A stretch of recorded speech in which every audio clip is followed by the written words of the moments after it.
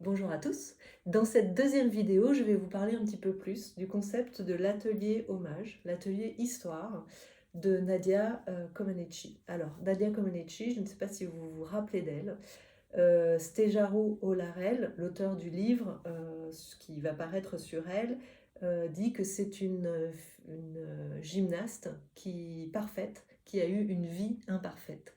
Donc c'est la première gymnaste à avoir atteint l'excellence aux Jeux Olympiques de Montréal, où elle a eu 10 sur 10 à chacune des épreuves qu'elle a réalisées. C'est une Roumaine qui a vécu à l'époque de Ceausescu. Elle a été extrêmement surveillée par la police secrète, et c'est à travers les archives de la police secrète que Stejaro Olarel raconte son histoire. Voilà un petit peu le contexte de sa vie. Donc c'est de ça que je pourrais parler avec les gens qui participeront à l'atelier street art. Alors l'atelier street art, c'est le deuxième que je réalise. Donc l'idée est de faire une série d'ateliers hommages à des femmes qui ont marqué l'histoire des Jeux. J'ai commencé par Alice Mia, puisque c'est la fondatrice des premiers Jeux olympiques féminins qui ont eu lieu il y a 100 ans à Paris. Donc c'est elle qui a permis aux femmes, comme Nadia Comaneci, d'être présentes sur la discipline de la gymnastique, par exemple, à Montréal, des années plus tard. L'idée de cet atelier m'est venue en travaillant, moi, ma spécialité, l'art mural, comment faire du grand dans la rue de manière légale.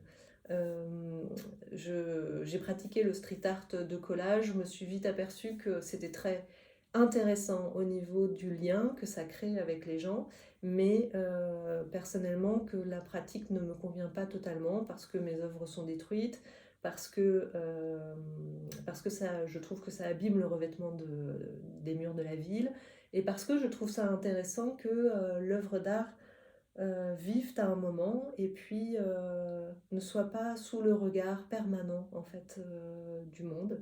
Et donc je trouve que le format de l'atelier participatif où les gens créent eux-mêmes l'œuvre d'art mural s'implique dans la relation aussi à l'œuvre, à l'artiste, moi qui anime l'atelier, à la personne qu'on célèbre lors de l'atelier. Donc c'est un vrai moment de transmission à la fois artistique et à la fois historique. Et pour moi, c'est une création, c'est une invention où finalement, en cherchant une solution à ce qui était pour moi une difficulté, ne pas aimer faire du street art comme tout le monde en collage dans la rue, enfin comme tout le monde, comme d'autres artistes, j'ai trouvé mon modèle d'atelier, qui est du coup un atelier de street art légal, éco-responsable, qui a aussi un modèle économique, c'est-à-dire que les collectivités, les villes, les institutions, par exemple en novembre et décembre, c'est la Solidéo qui va me rémunérer pour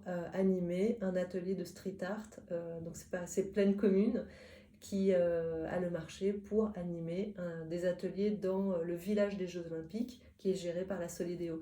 Donc finalement, il y a aussi le respect du travail de l'artiste et du travail de Stejaro Larel derrière, etc., de nous tous qui prenons du temps pour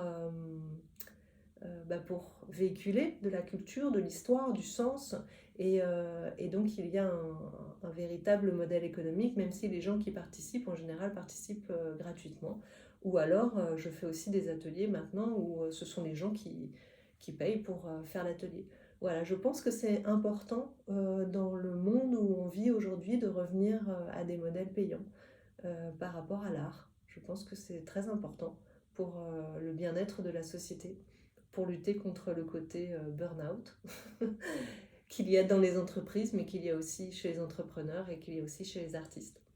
Voilà, merci beaucoup de m'avoir écouté. Si vous êtes intéressé pour acheter cet atelier de street art, ou si vous êtes intéressé pour réaliser ce mural de manière pérenne sur un gymnase ou autre dans une ville, n'hésitez pas à me contacter, c'est mon travail. Je suis artiste muraliste. Au revoir, merci.